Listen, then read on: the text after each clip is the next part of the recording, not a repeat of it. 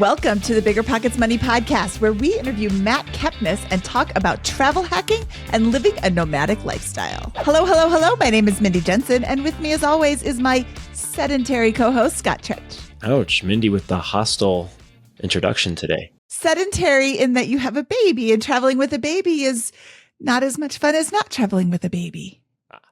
She won't be a baby forever. Scott and I are here to make financial independence less scary, less just for somebody else, to introduce you to every money story because we truly believe financial freedom is attainable for everyone, no matter when or where you're starting. Whether you want to retire early and travel the world, or not wait until you're retired early and travel the world anyways, go on to make big-time investments in assets like real estate or start your own business, we'll help you reach your financial goals and get money out of the way so you can launch yourself towards your dreams. Scott, I am super excited to be here, and I am super excited about our new segment, which is called the Money Moment. This is where we share a money hack, tip, or trick to help you on your money journey. Today's Money Moment is get rid of your cable package. I know many companies try to use this as a bundle your internet to make it cheaper, but many streaming services actually cost less and have live TV built in.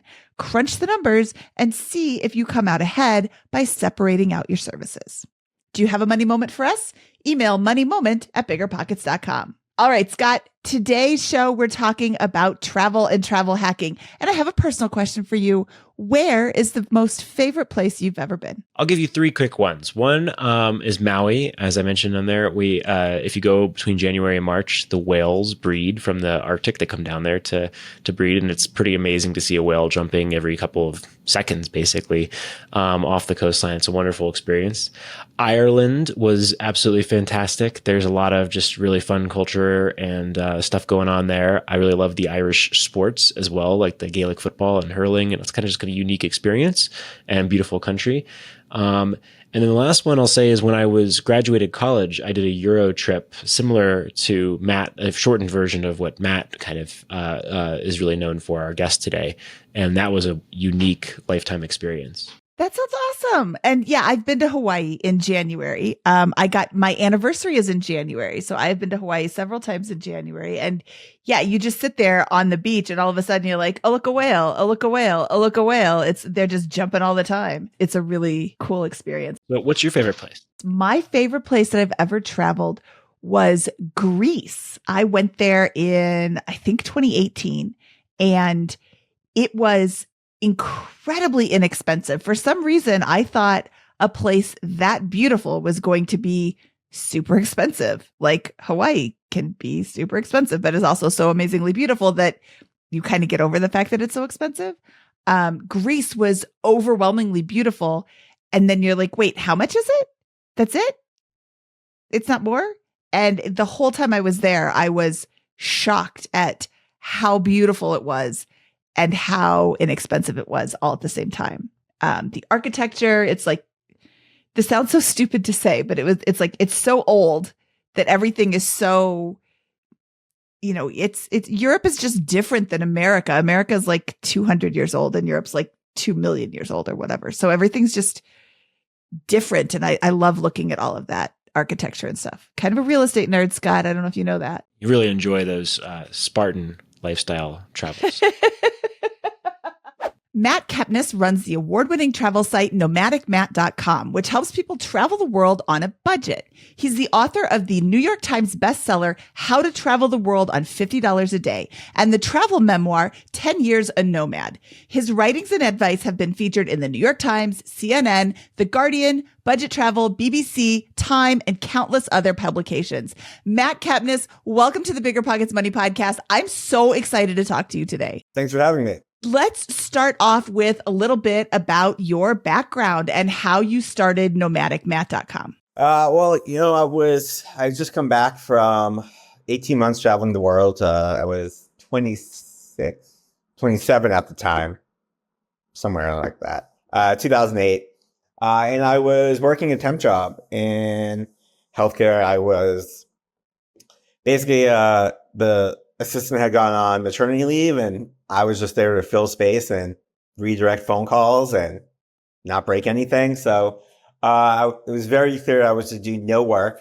And so I had a lot of free time on my hands, and just really wanted to get back on the road. So I created the website as a way to sort of be an online resume, like come hire me. Here's where I've been featured online. Here's my bylines. There's a blog component because I've been blogging before. So I want, show people I could write. Really just designed as like personal blog / online resume website. Everyone has a website, right? Really, that was it. No bigger vision than that. And what were you hoping they would hire you for? I wanted to do like freelance writing, write guidebooks, that whole jam. So work for Lonely Planet, Fromers, all the big companies, or maybe, CNN Travel, freelance, write somewhere. So yeah, I started, pitching myself. I've worked at a lot of online publications, $50, $100, back then. Just trying to build my chops, went to conferences, and then just kept blogging on the side. But, I had the fortune to be there at the right time. 2008, blogging was started to take off. There wasn't a lot of travel blogs. You had a lot of make money online blogs. You had finance blogs. You had, Blog Her, lots of fashion, the mommy blogging craze. So there was like, a lot of things going on at that time. And so I went to all these networking events, and that kind of helped because, I was there at the right time. And so by 2010, 2011, the blog had taken off enough where I could just work on it full time. Feels like YouTube and TikTok today as the corollary, right? Like that blogging was like that environment is for a lot of these folks that are creating content in that space. Yeah, I would say it's a little different. Like back then, like now it's so accepted, like kids are like, I want to be a TikTok star, right? Back then, if I was like, I want to be a blogger, people are like, what the heck is a blogger? Back then, when you got started, where did you find the opportunities for cost-effective travel and this nomadic lifestyle in the first place? Were there more of them? Was it different than it is today? I mean, I was a backpacker, so I was just staying in hostels and doing all the backpacker things, the cheap travel, inexpensive meals, dorm rooms, local buses. I mean, just backpacking around. So that's how I kept my costs down. Back then you'd make money either through Google Ads, or selling links. You'd come in and be like, hey, if you put my link in the sidebar for $500, I'll give you $500. And you say, okay, because Google was so unsophisticated back then that you could basically spam websites with links and still rank high. So that's what, between those two and just selling like ebooks on travel, I was making like $5,000 to $8,000 a month. I had a plethora of websites. So that was enough to keep me traveling while also reinvesting in the website and hiring, designers and stuff. So how do you get started in travel hacking? I think there's this idea that people want to do it, but they don't know where to start. You got to get a credit card. That's what the simple thing is. The credit card is the vehicle that sort of washes your spending. You want to look at it that way, right? Like you spend money and you turn it into points on your credit card. And you have to pay your bill off every month. Travel credit cards come with a much higher interest rate than your average credit card, right? So if you're not paying your bill off every month, the points you're gaining, you're just losing to interest. And so you definitely have to be able to pay your bill off completely. But you need a credit card. Like without a credit card, there's no way to travel hack. What are some of the best apps and websites that you recommend travelers look to snag a good deal? Well, it depends. Deals are forever changing. For example, for flights, there's never one good website. There's never actually one good website for anything because a good deal on one website is a bad deal a month from now. But some places I really love for flights, it's called Skyscanner. Scott's Cheap Flights, which is now called Going. has a great email where they send out like last minute flight deals or just fare mistakes. So like, there might be a cheap fare to Japan in August for $200, and so that's a great website for flights. Skyscanner is another good website for flights. For hotels, Google is actually really good because if you type into Google hotels and whatever, they'll show you hotels, let's say in New York City and whatever date you want. And they pull in all the data from all the booking websites. And so you can see which one's offering the cheapest rate that day and just book there rather than go to booking.com and then hotels.com and then Trivago. And you just have it all in one place. That said, generally speaking, I find better deals on booking.com. And then when you're in Asia, Agoda, it just has better inventory, Agoda. For activities, that is a very fractured booking environment, but Get Your Guide is pretty good in terms of just seeing a lot of activities around the world. They're basically like an Expedia. They're a reseller. So it's not as cheap as just booking direct, but it basically puts it all in one place for you. So Matt, I'm trying to recreate this awesome lifestyle that you have blogged about and lived for the last, many years. And it just seems like an exciting, awesome way to spend years or a decade of my life. Where do I start? What is like the first thing I should be doing? What's a practical kind of set of how-tos to get going down this path to beginning my nomadic series of adventures? Yeah, I think the first thing I always tell people to do is to really just get a handle on your spending and savings. Most people really don't know what's going in and what's going out. So when they sit down to say, okay, I want to take 6 months off, I want to take a year off, or maybe they just want to take a month off, whatever. They say, oh, I can't travel. I can't save, the bills are too much. And I always ask them, it's like, okay, well, where does the money go? Right. And most people they'll be like, well, I have the mortgage, I have this bill, that bill. But then it's like, okay, but what do you spend every day? Because there's really two like costs you have in your life. You have your fixed costs, like your mortgage, and your car insurance or health insurance, whatever those costs are. And then you have all the fun costs, going to the movies, stopping to get a drink with a friend, even buying a bottle of water, on the street because you're thirsty.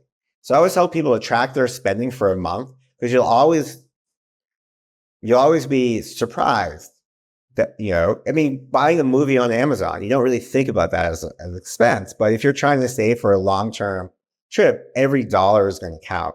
So for me, my advice is always start with getting a handle on your finances, where everything's coming in and going out, so that you can see, okay, what could I really cut?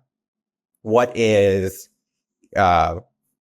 absolute, I can't cut it, and what is the discretionary, money. And then once you do that, you can kind of start seeing these phantom expenses, such as the things you're never thinking of. That movie you rented from Amazon, the bottle of water you bought on the way home because you were thirsty. All those little things, they do add up, but they're subconscious spending, they're unconscious spending that we're not really thinking of. So tip number one is always get a handle on your finances. Awesome. And what is the kind of, what if I have a handle on my finances, what should I be expecting? Like that's my history. That's my current situation. Maybe I work a job here in Denver, Colorado, have a house, rent, all that kind of stuff. When I am on this nomadic journey, what should I be expecting from an expense load? Yeah. So then you have my book, How to Travel the World on $50 a day, pre-COVID. So maybe let's call it 70 post-inflation, right? But the idea here is just about traveling like you live, right? Day to day, you don't spend ideally a ton of money, right? You go to work, you spend stuff on food, you take the bus, the train, you go grocery shopping, right? You're not out all the time just like eating out, like taking Ubers, right? You're not just like blowing through money the way people tend to think about vacation. Right? When you go on vacation, it's all about just like, I am just going out, right? Like I am fancy dinners and tours and nice hotels. But when you're traveling, you must kind of keep those costs lower. So you can't always stay in 5-star hotels. You can't go for expensive meals all the time. You can't take tours and taxis and Ubers, stay in resorts. You kind of have to travel like you live, going to the grocery store, taking the bus, staying at cheaper guest houses, looking up free activities, free attractions, just kind of being a little more conscious of your spending. And so after you sort of figured out, okay, like if I really cut my spending, I could save maximum $3,000 a month, right? Okay, so from that number, you can then work from, I want to go away for a year. It's going to cost me, $25,000 to do this year-long trip. And so then you just kind of work back as to how much money you need, how many months it will take you to spend. And what's great about living in this day and age is when I went to traveling back and started in 2006, I started planning in 2004. So I saved for a couple of years to do this. But back then there was no information online. How much did things cost? Everything was a rough estimate, right? I mean, I had to cut my trip short in Australia because when I planned my trip, it was $1 USD got you $1.30 Australian. By the time I got there, it was 1-to-1, which meant my purchasing power was down 30%. And so it's totally screwed up my entire budget. Whereas nowadays, I mean, you can't do much about exchange rates and all. Who knows what the exchange rate is going to be in a year. But I had based that money I needed for Australia just on a rough estimate of what little I could find in a guidebook that was written 2 years ago. Whereas today, there's so much information online, pretty accurately how much that trip is going to cost you. So it's very easy to work from where you are now to where you need to be. So I want to rewind a minute. You just said you're not going to be spending when you're traveling like you're spending when you're on vacation. And I don't know if this is well, of course, no kidding, comment in the traveling and the travel hacking space, but that was really kind of eye-opening for me when you said that. I was like, oh, yeah, you're not on vacation for 6 months. You're just living in a different location for 6 months. I think that's really important to highlight. I love that comment. Yeah, you have to make this a very limited amount of money last, right? And so when you're going away for 2 weeks and it's your only vacation for 6 months and you're going to have money coming in, you're more likely to spend it. But when there's no job, if you quit your job to travel, you are making different financial decisions because that money has to last, right? If you run out of money, you have to come home. And so what you're going to do overseas is going to be really different. And how does geographic arbitrage affect your traveling decisions and your financial decisions? Let me see. I want to ask you 17 questions all in one question. But if you're traveling and using your Australia example, you were in Australia and then the exchange rate changed. Do you make long-term plans? Oh, I'm going to go here and here and here and here and here. Or do you make shorter-term plans and then just pivot based on what's going on in the world? When everyone plans a trip, they create long-term plans. They were like, I'm going to do this and that and this and that and that, this and that. The longer you go away, the more you end up just throwing your plans away. I mean, my entire original route was very different than what it ended up to be. I ended up living in Thailand for about 7 months. That was not part of my plan. I originally planned to go to Australia and Fiji. I ended up skipping them and going home. I changed my route in Australia, changed my route in Europe. The longer you're away, the less you start thinking about a month or 2 months from now, and the more you just start thinking about a week or two from now. And so once you start shrinking that planning, you're a little bit more versatile if things cost shift or you overspend somewhere, you have to make it up. So let's say you went to Europe and you just kind of blew through your budget. So maybe you'll stay now longer in Southeast Asia before you go somewhere else to sort of stay in the cheaper countries just to make that difference up. Sounds like planning is everything, but plans are useless when you're living this nomadic life. You plan for 2 years, but then you throw it out the window and you're pretty opportunistic about it as things come up and reactive to the way things change.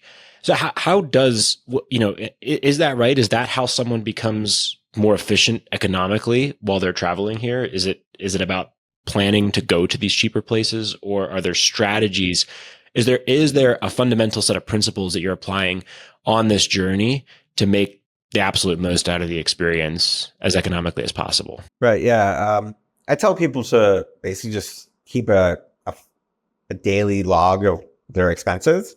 The people that go home early don't keep track of their money, and they don't know themselves too. If you are going to Australia and it's been your dream to do all these activities, go bungee jumping, dive the Great Barrier Reef, and do wine tours, and et cetera, et cetera.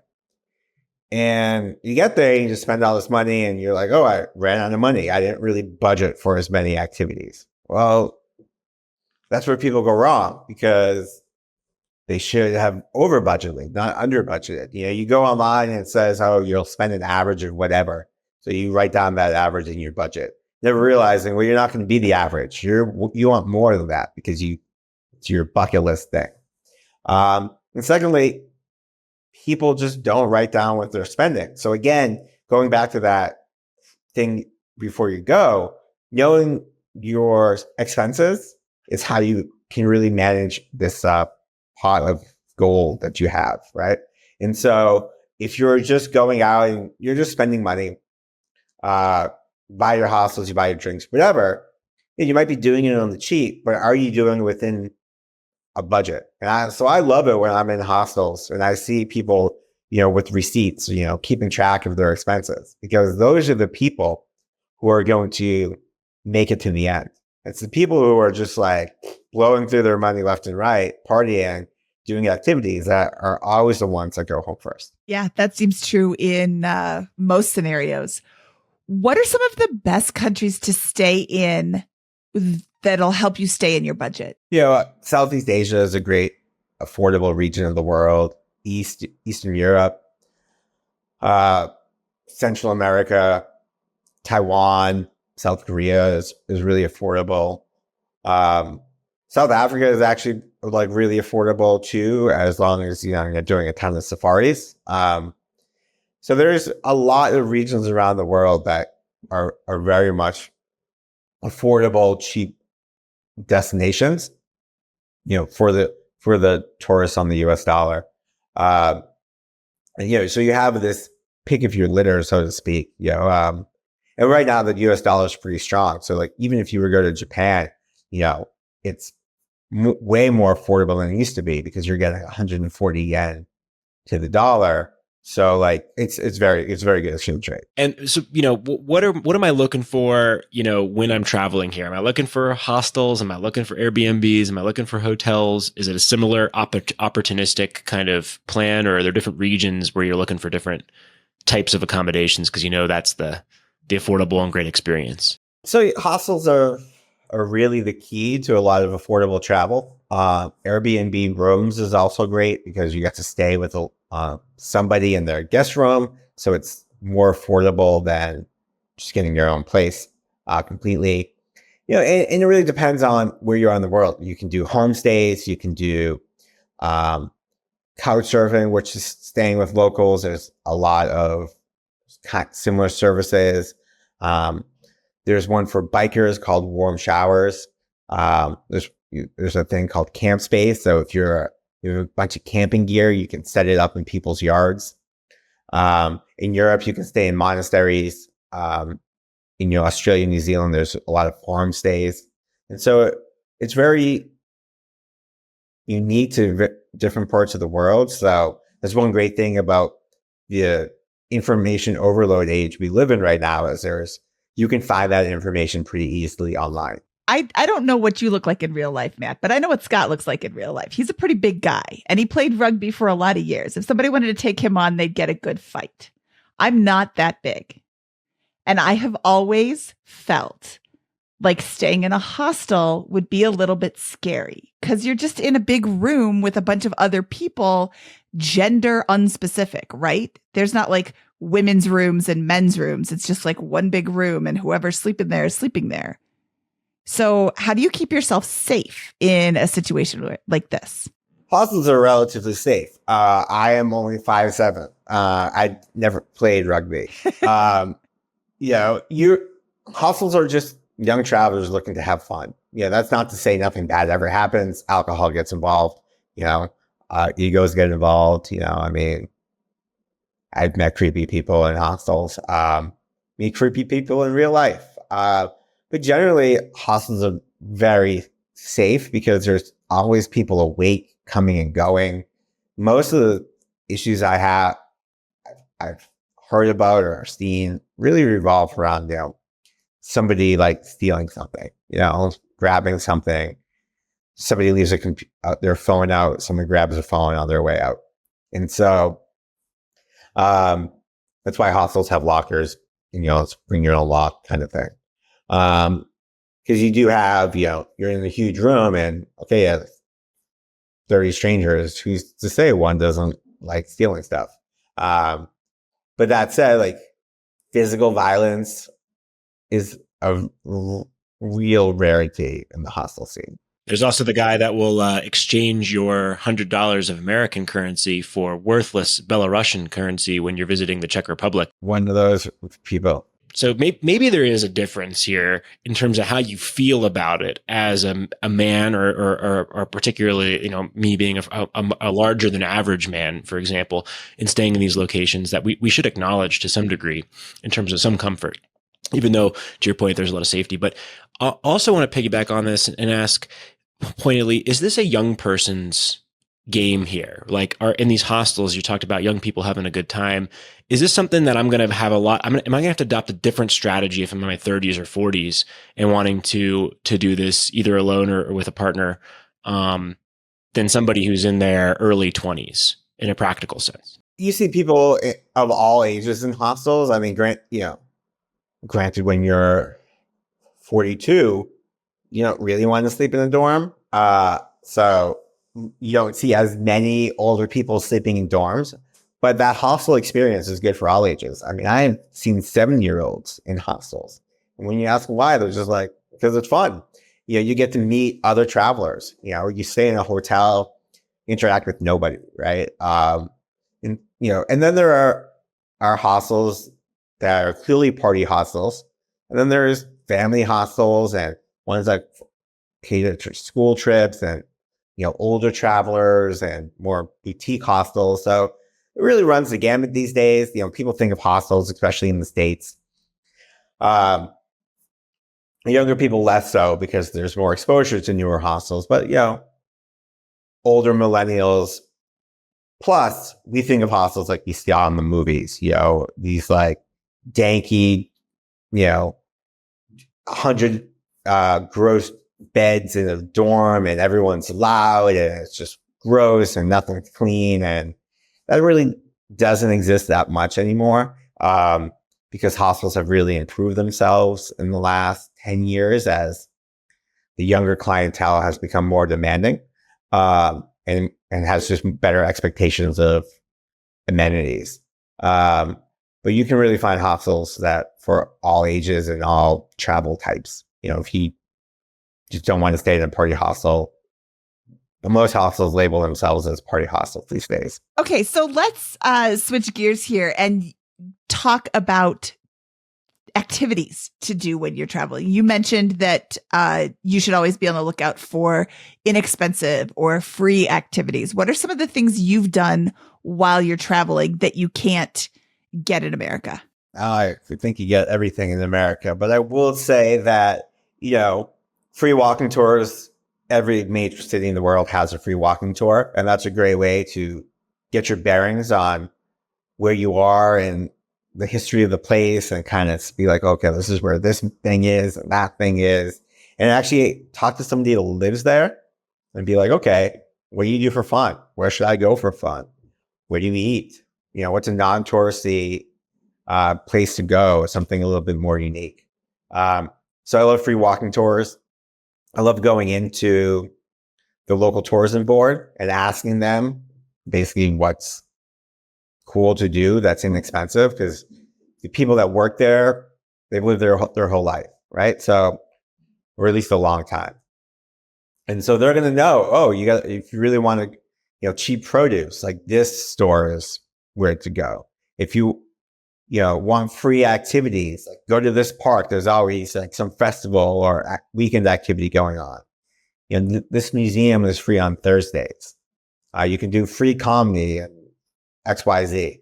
And so tourism boards, I think, are really underutilized source of information, because you have, if travel is replicating your day-to-day life in terms of cost, these are people who live in this place and are doing that, right?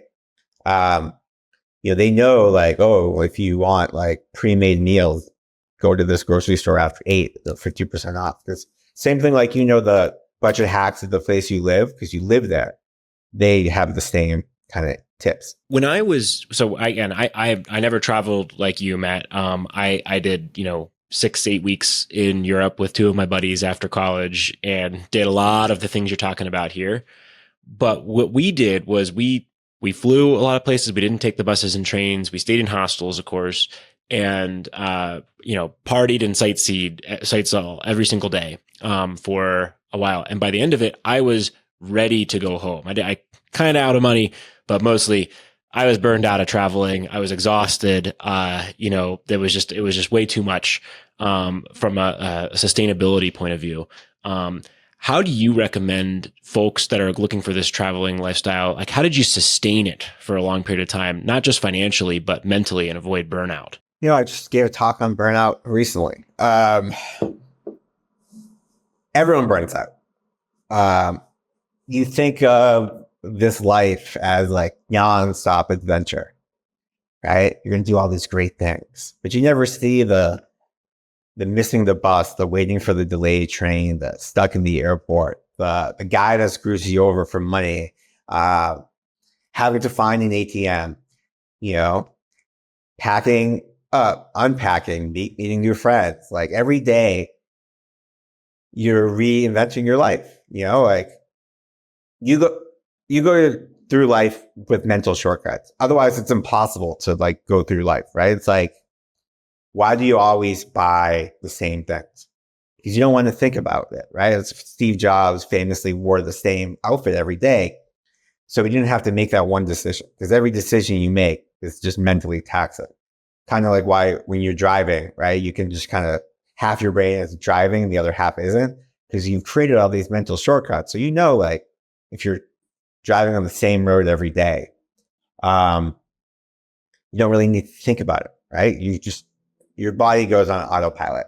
But there's no autopilot on the road, because everywhere you go is new.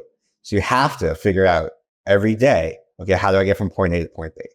How do I navigate this metro system? How do I know if this person is trying to screw me over on Belarusian currency?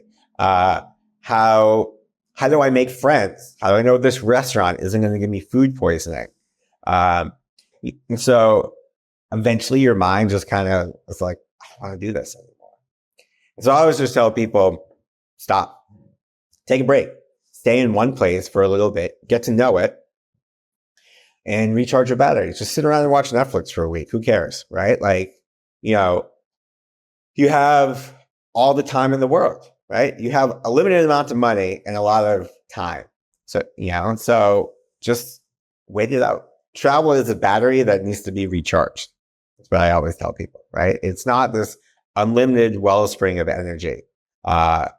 You eventually will get burnt out and tired, and you'll just be like, I don't want to see another temple. I don't want to go to another church. I don't want to see another art museum. Like, I just want to like stay in one place and like do laundry, and just like build, so like just stay in one place for a couple of weeks. And everyone I know who's travels really long term, the longer they're on the road, the more time they spend in one destination before they move on, because they just don't want to pack and unpack their bag every other day. And it's just tiring. And so, yeah, just stop. I always tell people, just stop. Stay, if you like where you are, just stay there for a week, maybe 2 weeks, you know? You can always move on. You can always go back somewhere else. Like, you know, if you try to push through, you're just going to hate everywhere. And you're just going to increase your burnout. And then you're just going to go home, which is what I did when I first went away. And then you're going to be like, why the hell did I come home? I should have just stayed in one place, recharged my battery, and kept going. Because then you're home and you're like, this kind of not where I want to be. Well, Matt, thank you so much for sharing all these wonderful tips. It's just awesome to get a viewpoint into your life with the thousands of nights that you've stayed in these hostels, the probably countless incredible memories that you've created here, and really, really awesome lifestyle for folks to explore here. And it doesn't sound like it's going to break the bank. This is something that if you want to work for it and prioritize, is within the reach of most people, probably in their 20s, most likely, but for everyone really, to go and explore and maybe choose to do for a couple months or a couple of years potentially. Yeah, I mean, as long as you can save for it, you know, even it took me 3 years to save for my trip. It doesn't. There's no time limit. If it takes you 5 years, there you go. Get something to look forward to. A lot of people are like, oh, I can't afford to travel. Okay, well, you can't afford to travel now, but a little bit of money every day will eventually add up to enough. Awesome, Matt. Well, thank you so much for your time today, and we'll talk to you soon. Yeah, thanks for having me. All right. That was Matt Kepnes. That was a fun look at nomadic travel and also a really interesting look at some travel hacking. Scott, what did you think? I think it's just awesome to meet folks like Matt that have just a completely different way of going about life and completely different set of life experiences. I mean, good for him. He created an incredible lifestyle, made countless memories and different types of things, really kind of mastered this I think aspiration that a lot of folks have for traveling and seeing the world, and made a profession out of it, and has helped a lot of people, I think, recreate it. And it's not an out of reach goal. There is a trade-off, right? You're not going to be able to do certain types of careers if you're pursuing this. You're not going to be able to make certain types of investments as easily. But again, we've read that book, Die with Zero. The memories you make from a trip like this for a year or two, there's something potentially to retire on right there. I got a couple of really interesting tips from him. First was the credit cards the travel cards having higher interest rates. And if you don't pay off your balance every month, it's really not worth it to do the credit card travel hacking points thing. I do pay off my credit cards every month, but I didn't realize that they came with higher interest rates. I think that's a really important takeaway. And also the comment about vacation versus traveling.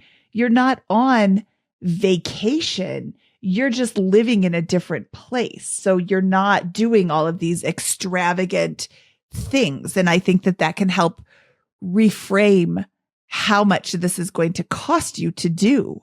And there are less expensive places to be. Greece, I could go live in Greece for way less than I'm living right now. My friend Linda lives in Portugal, and she lives there for far less than she could if she lived in America.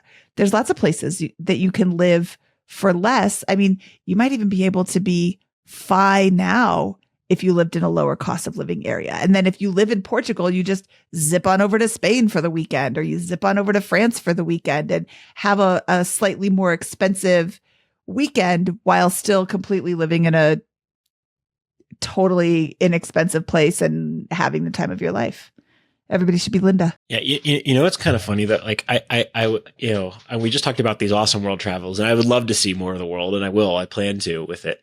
But, often when I go on these travels, or think about these trips, even my awesome Ireland trip, right? A couple of years ago, right before COVID, I come back and I'm like, oh, like the mountains here in Colorado, pretty good. They're right there. The weather is pretty good here. I got my car, everything's super convenient. There's good, I know where I can get good food. I know where I can, have my very happy day. There's the gym. And so sometimes it's kind of a good reminder of do I want to travel and see the world, of course, and all that. But it's also kind of important and maybe a refresher to remind you of how good how good being back home is. There's no right answer to this game of life and game of financial freedom. Only different paths and avenues to explore. And I think everyone should go and try this nomadic lifestyle at some point if they can in their lives. And maybe you'll love it. Maybe it'll make you appreciate what you have back home. Living in Colorado, it really is hard to be like, oh, maybe I want to go see different things. We've got so much right here. Yeah. You are right. I drive my kids to school every morning, and my route takes me west, which is where the mountains are. So every morning I see that big, beautiful expanse of the Front Range. I'm like, Me too with daycare. Yeah. This doesn't suck. Yeah. This view is really nice. What a conclusion to draw from today's episode. So yeah, there you have it, guys. Oh, wow. We did have one more tip, parting thought here. We talked with Matt and the aftermath of the recording. And one thing we didn't talk about was insurance. And he says he always gets travel insurance. And 3 sites that he recommended people check out for travel insurance are Safety Wing, Insure My Trip, and MedJet. Yes, because you never know what's going to happen.